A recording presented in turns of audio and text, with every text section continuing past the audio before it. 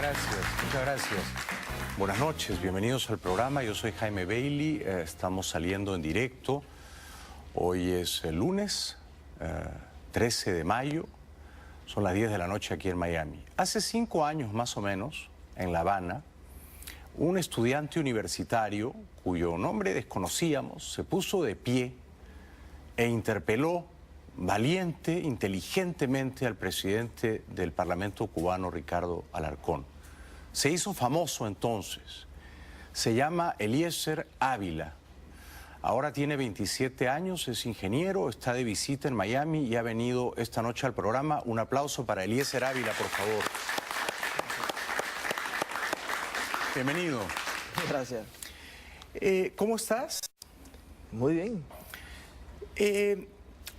Esto que ocurrió entre Alarcón y tú, ¿cómo te cambió la vida? ¿Qué pasó después? Esas imágenes, por supuesto, llegaron aquí a los Estados Unidos. Vimos a un estudiante, tú, de pie, planteando inquietudes, críticas, dudas, atreviéndose a criticar en público, ¿no?, a la dictadura cubana. ¿Eso qué repercusiones trajo en tu vida, Eliezer? Muchas. Realmente la vida me cambió completamente. ¿Para bien o para mal? Yo creo que una combinación de ambas cosas, pero si lo ponemos en una balanza, para bien. ¿Tomaron represalias contra ti? Porque, digamos, en aquella ocasión dio la impresión de que tú eras un muchacho muy inteligente y muy rebelde, que estabas insatisfecho. ¿Hicieron algo contra ti? Bueno, primero, lo que pasa es que yo me creí la propaganda del propio gobierno que decía que uno podía dentro del sistema ser sincero. Y entonces, pues bueno, yo lo intenté. Sí. Sí, resulta que después sí, bueno, hasta el día de hoy, ya uno la vida la vive todos los días marcado por esa diferencia, ¿no? ¿Te castigaron por ser tan sincero? Sí, hasta cierto punto sí, en muchas cosas. ¿De qué manera? ¿Qué represalias concretas tomaron contra ti? Por ejemplo, me denegaron varias veces la dirección de Ciudad de La Habana. Tuve que hacer apelaciones incluso y presentarme en la Asamblea Nacional del Pueblo Popular para que eso fuera aprobado. ¿Te denegaron que hicieras una carrera política? Bueno, en ese momento era básicamente imposible. Tenía que, inmediatamente graduado, hacer el servicio social, que son 2 años. Y entonces me enviaron a mi pueblito natal, a Puerto Padre, a hacer un trabajo allí que no estaba acorde. Contra tu voluntad. Mi voluntad era quedarme en La Habana en ese momento. Tu voluntad era quedarte en La Habana y ellos te mandaron a Puerto Padre. Tenía incluso propuestas de trabajo en La Habana, tenía... ¿Y tú crees que eso ocurrió porque Alarcón se quedó furioso contigo? Me imagino que tú lo dejaste muy en ridículo, ¿no? En aquella ocasión él no tenía argumentos para responderte. Yo siempre he pensado que no fueron tan brillantes mis preguntas como tan interesantes, por decirlo de algún modo, las respuestas que él dio. Bueno, sus respuestas fueron pobres, insuficientes, y tú lo dejaste desnudo, ¿no? El emperador quedó desnudo. Y entonces cuando te mandaron a Puerto Padre, ¿qué hiciste? He hecho de todo. ¿Cómo qué? En Puerto Padre, digamos, he ejercitado todo mi ingenio, y no precisamente para la informática. Porque tú eres ingeniero informático. Yo soy ingeniero en ciencias informáticas. Graduado. Graduado, con título. Con título. Sí, que por cierto me salvaron los estudiantes, ¿no? Por eso pude graduarme, porque hicieron muchas votaciones para expulsarme de varias cosas, de la juventud y demás. Pero los estudiantes te respaldaron. Yo creo que es uno de los escasos momentos de la historia donde los estudiantes han decidido. Y tenía que ver con el contexto especial, que esta era la universidad más conectada de Cuba. La Universidad de Ciencias Informáticas, ¿verdad? Sí.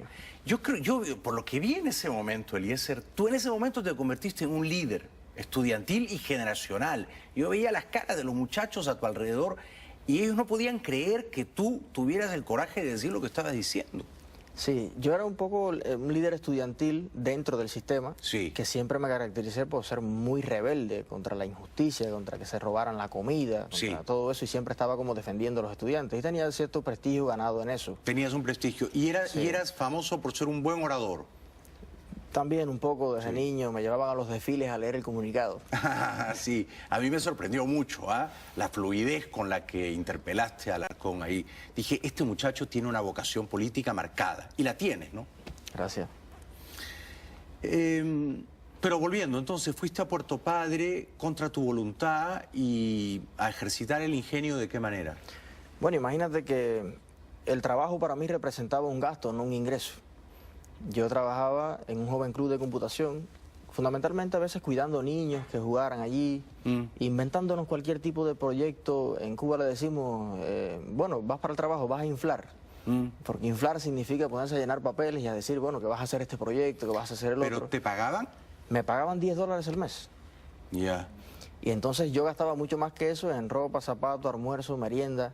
O sea, por eso digo que el trabajo era un gasto, no un ingreso. Entonces, cuando regresaba a veces tarde, por la tarde a la casa, que era 17 kilómetros, y significaba a veces estar 5 horas parado en un lugar hasta que pasara un camión o algo, montarme, irme para mi campo, ahí me ponía entonces de barbero. Y ¿De barbero? Sí, de barbero, echarle comida a los cerdos, y me inventé un equipito para hacer chorizos, vendía ropa en la calle. Es decir, que pasaste privaciones, ¿no? Circunstancias He vivido humillantes. todo el tiempo en esa privación. Imagínate que yo tenía un amigo italiano que traía alguna ropa un poco como para ayudar, ¿no? Yo se las vendía y cosas así. Y imagínate la cara de las personas que ya me habían visto en el video, que me conocían de antes. Claro, y eras el famoso líder estudiantil, Eliezer Sí. Ávila, que estabas vendiendo ropa Tocarle una puerta a usada. la gente y de momento decirle, oye, ¿quiere comprar Bloomer y ajustador? Y entonces decían, wow, pero tú no eres Eliezer Ávila. Sí. ¿Y qué le respondías tú? Sí, soy yo, pero ¿por qué estabas haciendo eso? Yo realmente, y es algo que admiro de los cubanos aquí en Miami y en todo el mundo, nunca he sentido vergüenza del trabajo.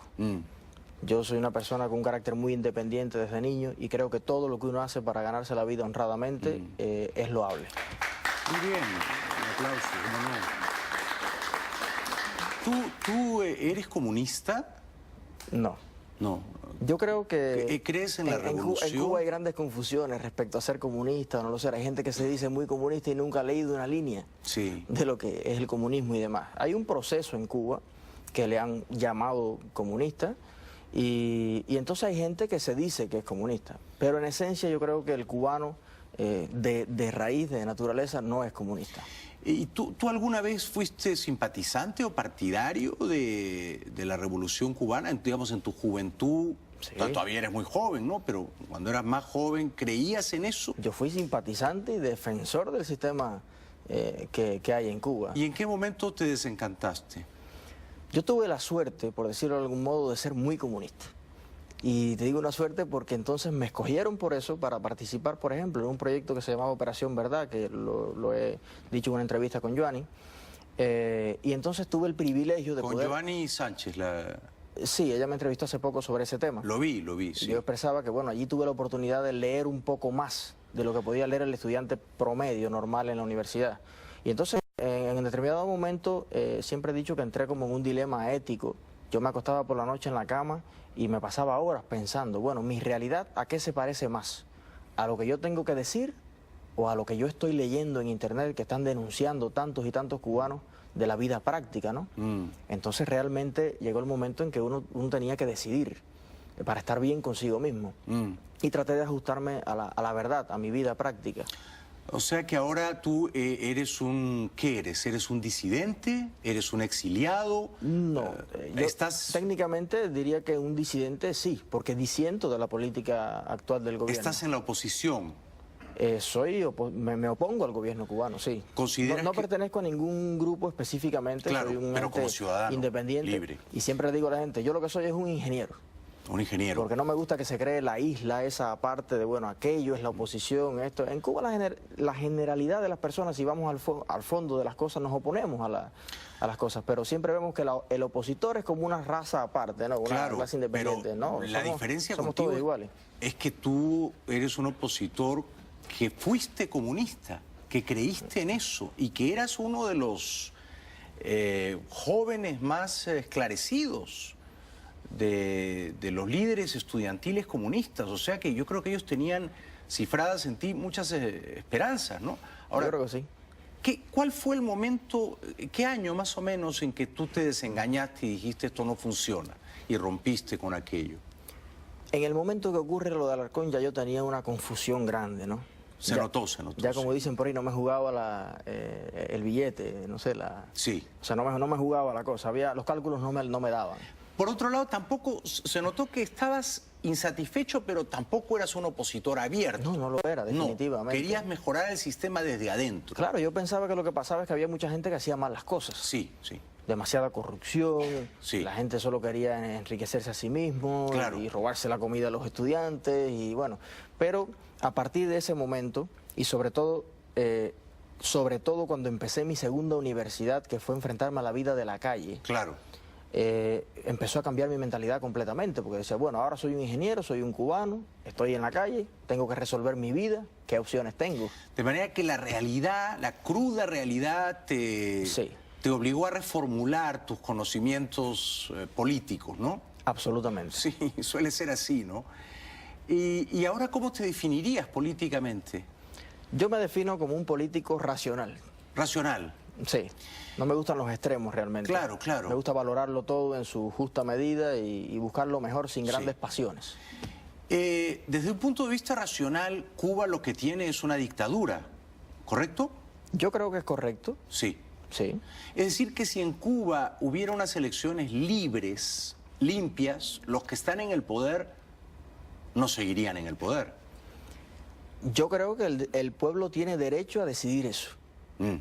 Yo siempre he dicho que el Partido Comunista tiene todo el derecho a ser un partido, a participar en unas elecciones, Uno entre muchos. a proponer un programa político, como mismo tienen derecho todos los demás partidos que existen en Cuba y todos los demás entes independientes, Sí. organizaciones, entonces, pero al mismo nivel. Pero ¿tú crees que si hubiera unas elecciones en ese nivel de equidad, los comunistas ganarían en Cuba? Yo pienso que los comunistas en las primeras elecciones posiblemente no cogieran ni un diputado Ni uno. ni uno en el Parlamento. Ni uno. Sí, sí. Hoy son el 6% más o menos, ¿eh? Sí. Porque es la isla comunista, ¿no? Son 800.000 y tantos militantes comunistas que son como el 6% de la población y el otro 94% que pintamos, ¿no? Claro. ¿Y tú qué pintas ahora? Es decir, tú te fuiste el 3 de febrero de Cuba, has estado en Europa, has estado en Nueva York, vas a regresar Sí. en una semana y además creo que te vas a casar, ¿correcto? Sí, es una primicia que te tenía aquí para el... Un aplauso para el novio. Sí. ¿Y qué vas a hacer? Yo tengo el sueño de tener una vida plena en Cuba. Es mi aspiración, mi deseo. Y para eso me he dado cuenta que lo que hay que hacer es lo contrario a lo que dice Raúl a veces. Dice, bueno, cada cual en su trabajo, en su lugar, haciendo lo que le toca hacer. Bueno, lo que dicen ellos que nos toca hacer. Como que déjame la política a mí, ¿no? Sí. Y yo creo que lo que tenemos que hacer en Cuba para tener esa vida plena que nosotros soñamos es todo el mundo ponernos para la política y ponernos colorados de una vez, como decimos O sea, todos. te vas a dedicar a la política. Sí. Bueno, ya estás dedicado a eso, ¿no? Yo creo que es lo que me hace sentir mejor. Sí. Pero eso en términos económicos, de ganar un salario, ¿cómo te vas a ganar la vida? Es decir, Yo tengo en Cuba un sistema de sobrevivir independientemente de la política. ¿cuál es? Yo no vivo de la política en Cuba. Yo tengo siempre en Cuba un sustento que muchas veces viene de mis raíces, del campo, de mi padre, de mis abuelos, y allí ideamos muchísimas cosas. Ahora montamos un puntico de venta de productos agrícolas, que vendemos yuca, boniato, cosas. Mi abuelo, que tiene 13 operaciones en los pies, se pasa el día dando pedales en una bicicleta, vendiendo caramelos, vendiendo pancitos. O sea que son pequeños empresarios, Sí, emprendedores. somos una familia de tu personas familia. muy luchadoras de toda la vida. Que te ganas la vida independientemente de la política. Por supuesto, nos defendemos en todo lo que haga falta. ¿Dónde vas a vivir con Rachel, tu futura esposa, Eliezer? Vivimos en Puerto Padre. Ah, o sea que te vas a quedar en Puerto Padre. Yo quisiera realmente mudarme para La Habana Sí. por una cuestión